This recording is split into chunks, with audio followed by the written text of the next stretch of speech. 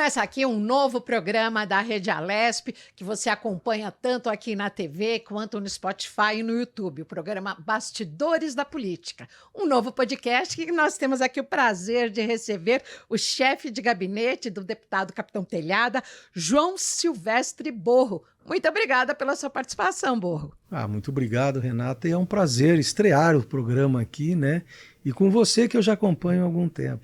E você também, que já tem uma extensa ficha nessa área da política. Atualmente você é chefe de gabinete do Capitão Telhada, mas já esteve num cargo importantíssimo aqui na Assembleia Legislativa de São Paulo, como chefe de gabinete do presidente da Alesp, à época, Fernando Capês, entre 2015 e 2016, 8 anos atrás. Exatamente. Como é que é ocupar esse cargo?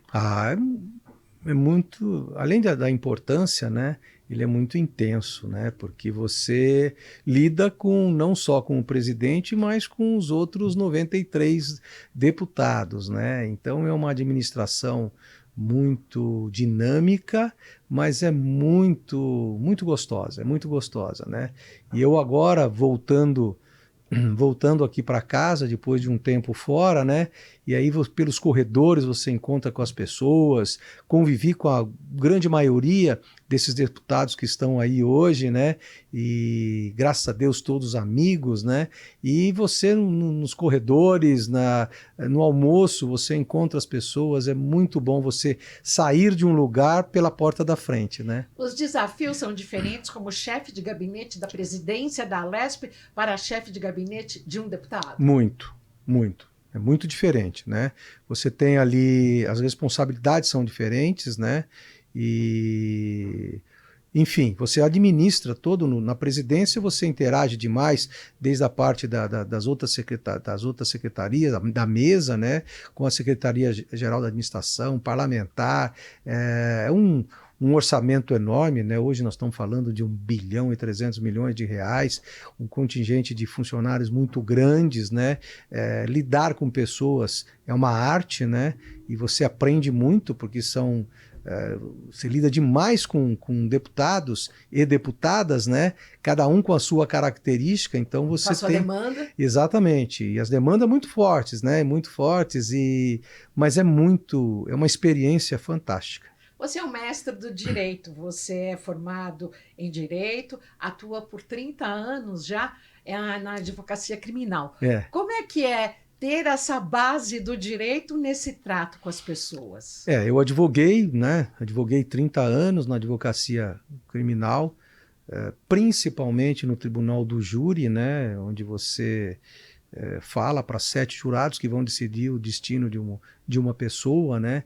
Então é um exercício é pesado, desgastante, né? Mas é muito gostoso, né? É um amendoim, você começa a fazer, você não para. E querendo ou não, quando você leva essas experiências e outras experiências da sua vida, você acaba adaptando depois na área política, né?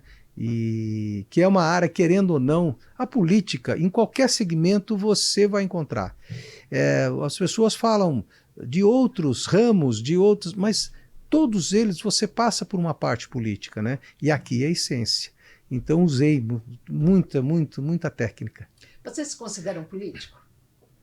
Olha, eu me considero, de uma certa forma, se você não tem habilidade política, você não tem condições de chefiar um gabinete ou, principalmente, na presidência da casa, né? Mas eu tenho comigo que o chefe de gabinete, né, de um deputado, ele tem que ter uma veia política. Se ele não tiver, ficar muito técnico, você faz com que o gabinete se torne muito fechado. Muito burocrático. E isso não é salutar. Em relação a quando você esteve aqui há 8 anos como chefe de gabinete da presidência da Alesp, do então presidente Fernando Capês, para hoje, nós temos aí quase uma década. E temos redes sociais, uma internet muito mais ativa. Você sente muita diferença? Muita diferença. Como é que era lá atrás? Como muita é que é diferença. Hoje? Nós estávamos basicamente engatinhando, né? Aquela época, engatinhando em termos de redes sociais, em termos de Na época se falava em outras ferramentas da internet, né? Não era tão como é hoje. Hoje invadiu, hoje não só invadiu o nosso mundo, como é responsável pela eleição de vários deputados através desse meio. Naquela época, essa é a grande diferença do perfil. Naquela época não se tinha essa penetração que tem hoje, entendeu? Era diferente, né? A política, ela se modernizou nesse sentido, apesar de que com muito prazer eu encontro muitos deputados que eu convivi na época, né? Que é lógico, eles vão se adaptando a esse sistema políticos todo, analógicos para digitais. mas que permanecem com as raízes. Tenho vários que eu sei que investem em redes sociais e na internet, enfim, mas permanecem com as suas raízes políticas. O né? tete a tete, o cafezinho. Como a gente diz, tomar o cafezinho ou a cachaça no copo de requeijão na beira de um bar ou numa casa de um eleitor ainda tem seu efeito. Ainda tem o seu efeito. E isso você constata, passados 10 anos da internet, de quando você esteve aqui à presidência, para o dia de hoje. Isso ainda é muito importante. Muito, muito importante. É importante porque eu digo o seguinte: você não tem a nova ou a velha política. Você tem a boa política. Então você tem coisas que são essenciais.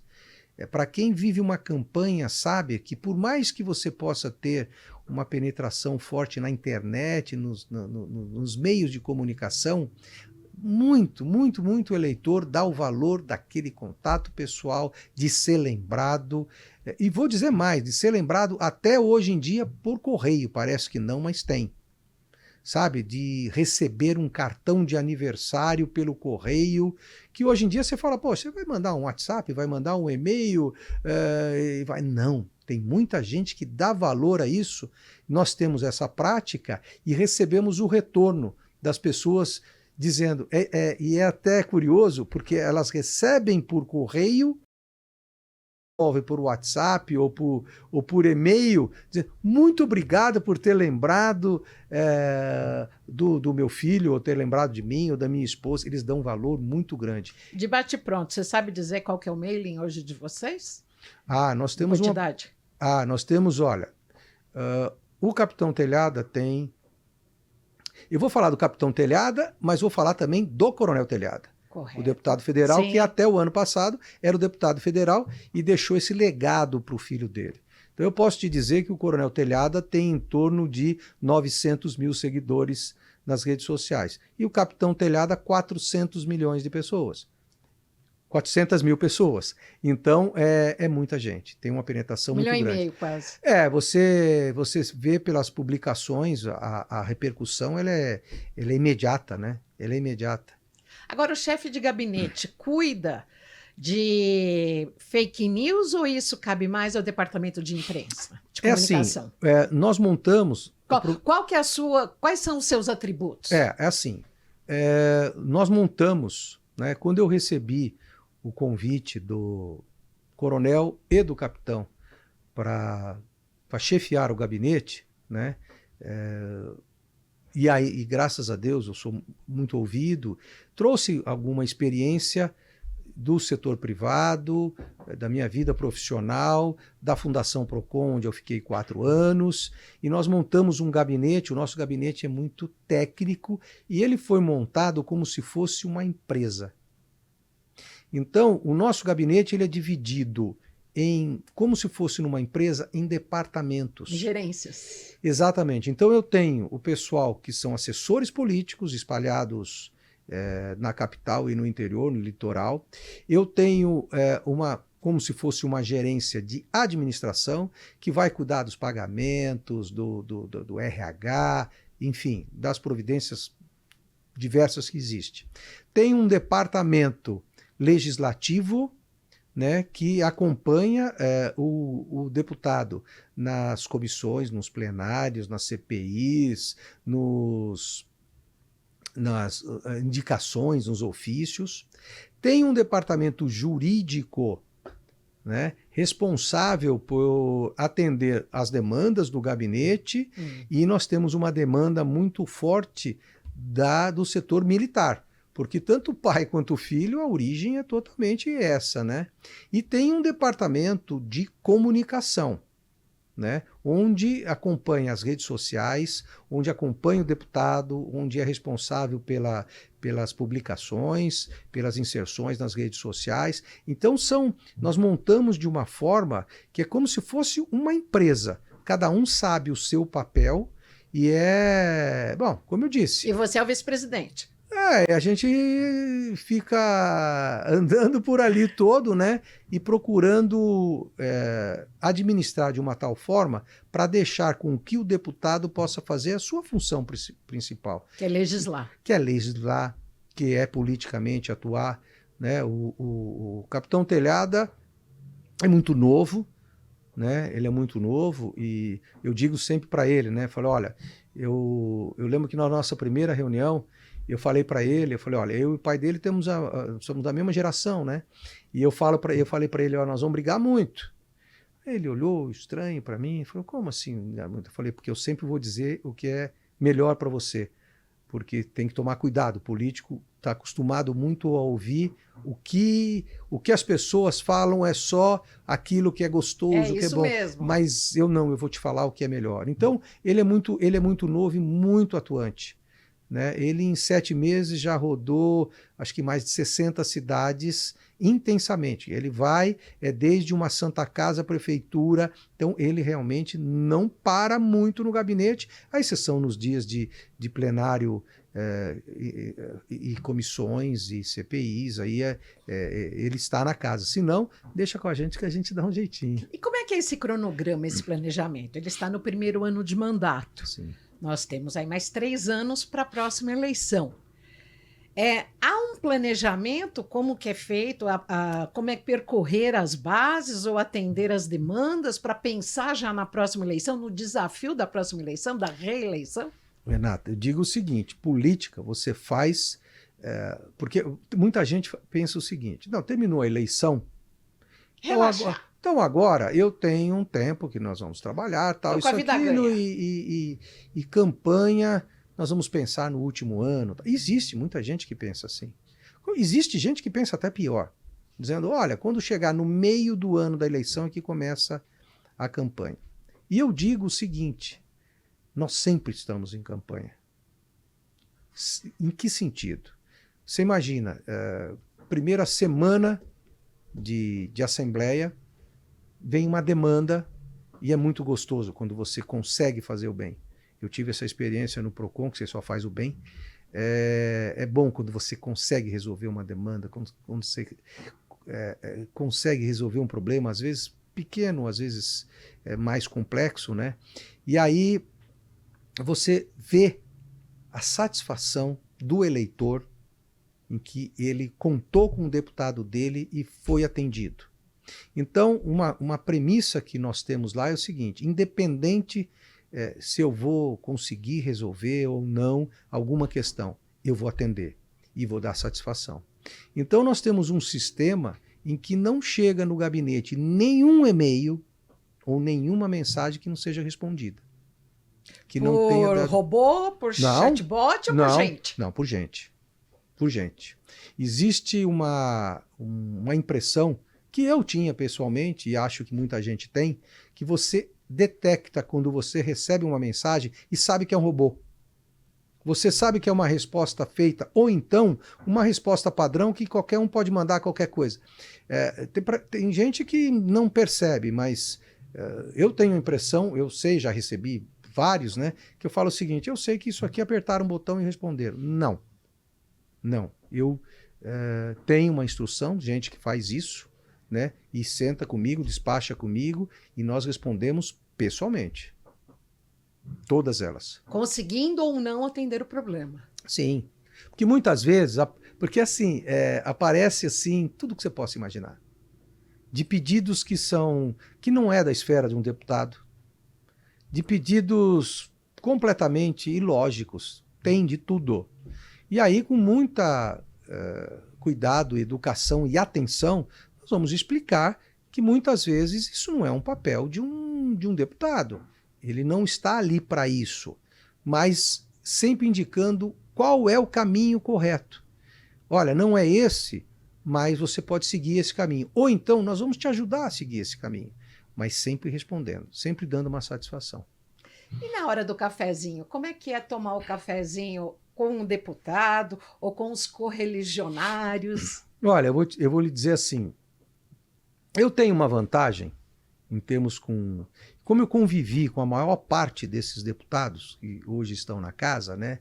Numa posição privilegiada, repetindo que você foi chefe de gabinete do presidente da Alesp, da Assembleia, em 2015. E é uma posição meia que as pessoas têm uma ideia, e é enganosa, no sentido de que não, aquilo é oposição, aquilo é base do governo.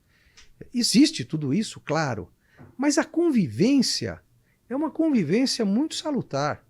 Então eu vou e me pega pela mão, vamos tomar um café com uma deputada ou um deputado de identidade partidária completamente diferente do meu deputado. Mas, sabe, é uma convivência muito salutar. As pessoas têm uma ideia errada, achando que é uma guerra isso, e essa não é. Convivência nos bastidores pode fazer com que um deputado se aproxime do seu, do capitão Telhado, ou até mesmo que ideias sejam ali compartilhadas? Existe essa possibilidade em que sentido? E aí eu não sei, lógico, você vai entrevistar vários personagens, né? Mas eu tenho assim, o Capitão Telhada, apesar do pai ter ficado 8 anos aqui, o Capitão Telhada tem 7 meses aqui, né? É parecido, a voz é igual.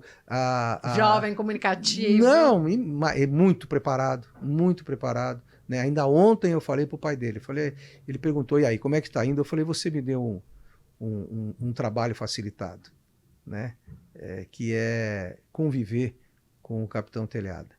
Mas eu tenho chefes de gabinete de outros deputados que às vezes não são da base partidária ou coisa parecida. Olha, o meu deputado está com uma ideia assim, assim, assim. Conversa com o seu deputado, entendeu? Então a gente fica meio que até de intermediário, de interlocutor com outros. Isso é muito gostoso, isso é muito bom. Na era da inteligência artificial, esse é um tema que vocês discutem dentro de toda essa empresa? Como é que vocês veem essa questão de robô, de posts automáticos? Como é que é isso? Nós temos esse departamento, né, que nós demos agora essa denominação para cada setor do gabinete de comunicação, onde são técnicos. Aliás, todo o gabinete é totalmente técnico. Quantos são? Quantas pessoas ocupam o gabinete de vocês? Hoje nós estamos na base de 20. De 20. Né? O mínimo é 16, o máximo 24, nós estamos com 20, se não me falha a memória. Cada departamento lá com o seu grupo. Então, por exemplo, a área jurídica, né? Nós trouxemos um advogado que tem toda uma infraestrutura. Ele faz parte, ele é como se fosse o gerente jurídico do gabinete. Mas a especialidade dele é direito militar. Por quê? Porque a grande demanda que vem para o capitão, a demanda da Polícia Militar é muito forte. A Polícia Militar tem o capitão como um porta-voz, assim como outros deputados, mas tem como um porta-voz. Então, qualquer questão relativa à Polícia Militar, eles vêm pedindo posicionamento e uma atuação do capitão. E aí, então, nós temos um advogado especialista em direito militar, não só em direito militar, mas especialista em direito militar. Entendeu? Que é o doutor Juliano. Então, e ele está acostumado com isso tudo. E na área de comunicação, nós temos técnicos, especialistas. Então, se você pega uma postagem do Capitão Telhada, ela é totalmente analisada, é tomada uma decisão e é rápida, né, por 3, 4 pessoas. Eu dou meus pitatos, mas eu acho que cada um na sua especialidade, entendeu? Eu aprendo demais com eles. Então eles sabem a hora de subir um vídeo, eles sabem o momento, os dias que são mais propícios, as horas que são mais propícias, os temas a gente discute, os posicionamentos que nós temos que tomar, o que ele, como ele vai se posicionar, entendeu? É gostoso. Você tem os departamentos, mas tudo passa por você? Você tem entre 7, 8 gestões, pelo que a gente começou a contar e eu perdi as contas. Mas tudo passa por você. Eu tenho um estilo de administração de delegar muito, né? Existe estilo de administração. Eu conheço vários, eu fiz administração também, né? São vários estilos de administração. Tem aquele que é totalmente centralizador, tem aquele que delega. Eu delego bastante. E o que eu digo é o seguinte. E, Renata, é um fenômeno que eu falo para o deputado, e não é comigo, e não é com qualquer outro. Há uma necessidade, e que é uma necessidade natural, das pessoas terem contato com o deputado, discutirem com ele. São assessores, né, do deputado, então, né? E aí eu falo para ele, deixe que as pessoas entrem em contato com você. A única coisa que eu preciso é saber o que está acontecendo, porque senão eu vou tomar bola nas costas e não é salutar. Então, eu sei tudo o que está acontecendo e, na medida do possível, eles trazem para mim. Como gerenciar uma crise? Olha, pegando toda a sua experiência como diretor do PROCON, como chefe de gabinete da presidência da Lesp, agora como chefe de gabinete do deputado Capitão Telhada. Renata, vou citar 2 experiências fortes em gerenciamento de crise. Eu tive uma invasão na Lesp em 2016, né? Não foi ocupação, foi invasão, porque o plenário... Você só ocupa um lugar que está vazio. E foi uma invasão que durou uma semana, né? E foi muito pesada, né? O pessoal invadiu e tomou conta do plenário ali. Qual a comunidade que invadiu? Não, que grupo? Eles se diziam estudantes, né? Se diziam estudantes. Mas foi na época da CPI da merenda, né? De todo aquele escândalo que foi... Posso garantir que foi tudo uma grande, grande armação política, mas que nós sofremos muito, né? Foi um tempo muito...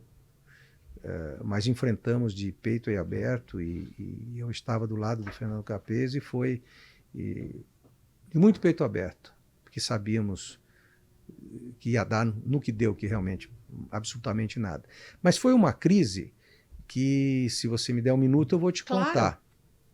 Eu estava no meu gabinete, né, na sala do presidente, o Capese na sala dele, nós estávamos trabalhando normal, não sei o quê, de repente eu escuto um barulho, né? E invadem o plenário. Um deputado, o Bolsoni, que é uma moça, estava no plenário, estava no púlpito falando, né? Corre daqui, corre dali, eles invadiram, entrou 2 dentro da minha sala e com um dedo em riste, e eu não sabia o que estava acontecendo. A segurança pegou o Capese, levou ele para fora, ou coisa parecida, e de repente eu estou na sala dele, né? Entram 2 deputados.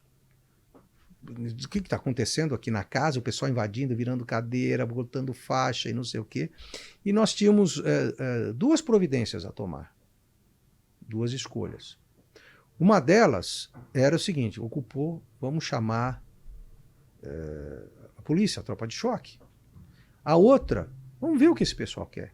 E tomamos a decisão... 2 vertentes. 2 vertentes. Qual delas? E a decisão tinha que ser rápida. Rápida, porque se você perde o time, você não vai pegar e mandar a polícia, uma tropa de choque no dia seguinte. A coisa tem que ser rápida. E chegamos à conclusão seguinte: falou, olha, apesar de não concordar com a atitude, né, existem outras formas que você tem de protestar mas essa forma é uma forma que eu considero errada, né? Mas vamos manter. Então o pessoal ficou lá, foi liberado lanche, foi liberado os banheiros, toda a segurança possível, e eles passaram os dias lá. Eu lembro que eu chegava em casa, eu não conseguia dormir, então eu tomava um banho, trocava de terno e vinha para cá, e ficava olhando aquilo, né? E por uma decisão judicial, né, que a Assembleia requereu, e o juiz determinou uma multa de R$20 mil por dia para cada ocupante se não saísse. E no mesmo dia eles desocuparam. Então foi uma administração de crise muito grande, uma CPI muito pesada, o ambiente, e você tinha quê? Você tinha a administração da casa. Você continuava na presidência e administrando uma crise muito grande. E então foi uma experiência fantástica. É a transparência com a ação, com a coordenação. E a outra experiência foi quando veio pandemia na Fundação Procon. Eu era diretor da Fundação Procon e pandemia, e aí você tem abuso de preço de álcool em gel e máscara, botijão de gás, material de construção, arroz, os espertos querendo levar vantagem. Tudo começou com a máscara e o álcool, né? Foi. O álcool em gel. Foi. E nós tínhamos que dar um jeito nisso. Tudo. Os aproveitadores entraram e nós tínhamos que dar um jeito. E não era a Polícia Civil, e não era a Polícia Militar, era a Fundação Procon. Nós aqui tínhamos que agir. E como nós vamos fazer isso? A minha diretoria era responsável por todos os municípios do estado, à exceção da capital. Então, dos 645 municípios, eu era responsável, e nós tínhamos convênios, né, por 644 municípios. Então, como é que nós vamos fazer isso? Então, nós tínhamos 8 regionais, e o modo de a gente fazer, o que a gente fazia? É porque vocês precisavam dar uma resposta para a população, né? E aí, o que nós fazíamos? Além da fiscalização, é insuficiente você fazer isso, mas nós começamos a fazer presencialmente e depois, e aí utilizamos e-mail e rede social dizendo o seguinte: olha, material de construção, ou então álcool em gel, ou máscara, pega qualquer um. Então ia lá dizer o seguinte: olha, você está vendendo por 10. Então você me mostra, me apresenta aqui a nota fiscal que você comprou esses materiais. Porque o que tinha? A nota fiscal de quanto comprou, qual era o preço praticado e qual era o preço que ele estava praticando agora. Sem qualquer agressão. Você me mostra. Você não é uma empresa correta? Então me mostra. Se você comprou por 4, você sempre vendeu para 6 e agora você está vendendo para 10, qual é o motivo disso? Aí o pessoal começou a baixar a bola? Começou a baixar a bola por quê? Porque se bobeava, multa. E dependendo porque a multa no PROCON ela tem vários fatores, né? Desde o faturamento da empresa, desde uma série de coisas. Uma multa máxima, eu não sei hoje, mas está em torno ainda de 11 milhões, mais ou menos, o máximo, né? Agora você tem uma escala, né? Então era o modo que a gente tinha de administrar. E isso fez com que, inclusive, à época, o governador do estado tornasse uma secretaria.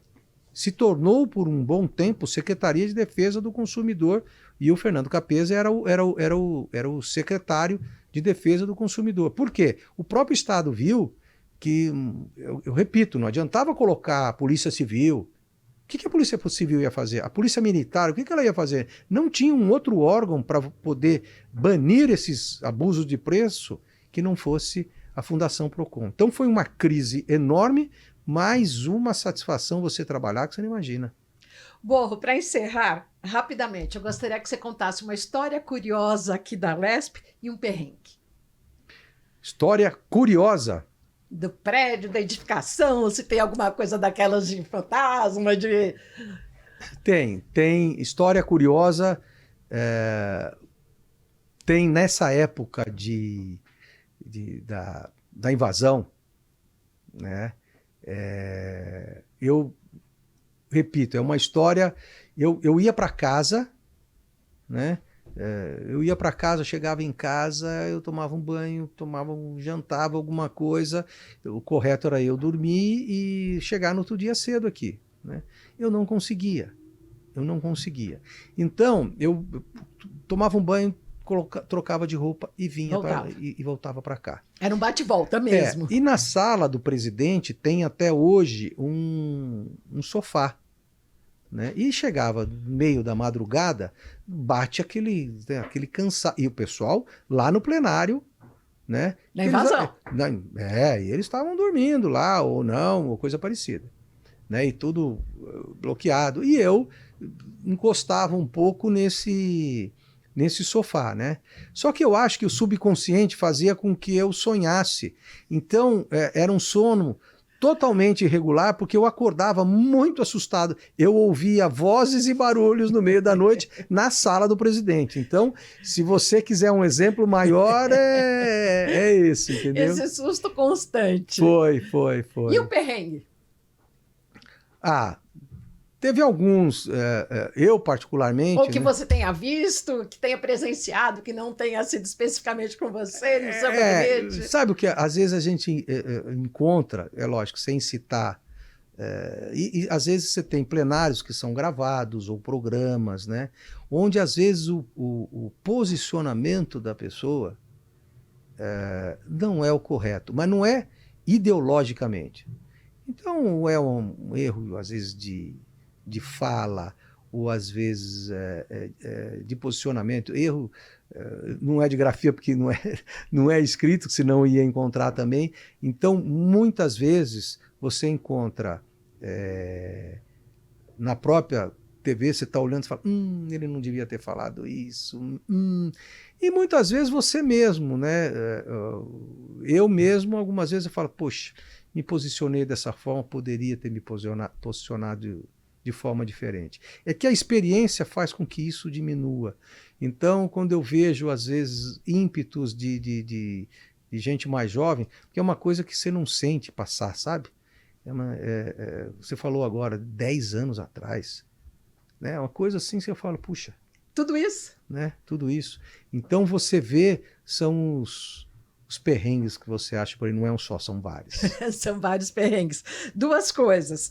Em relação a Cupido, dá para ser Cupido na Lesp? Você já viu muitos casais se formando aqui dentro? Muitos. E até tem, até hoje, e tem assim, na minha volta agora, que foi uma experiência muito legal, muito legal. Quando eu volto dizendo, sabe fulana? Casou com fulano. Tá namorando com ciclano. Eu falo, puxa vida. E às vezes, isso que as pessoas têm que entender, são de gabinetes de ideologia partidária ou de posicionamento político completamente diferente. Hoje você está de terno e gravata. Quando eu estive em seu gabinete, você estava informal, só de camisa. Você fica só no gabinete, não? Não. Na medida do possível, eu teria que acompanhar, porque o Capitão Telhado, ele é muito dinâmico. Se você olhar a agenda dele, é muito dinâmica. Às vezes, no mesmo dia, ele está no interior, ele volta, vai para o litoral, é muito dinâmico. Né? Vocês se dividem.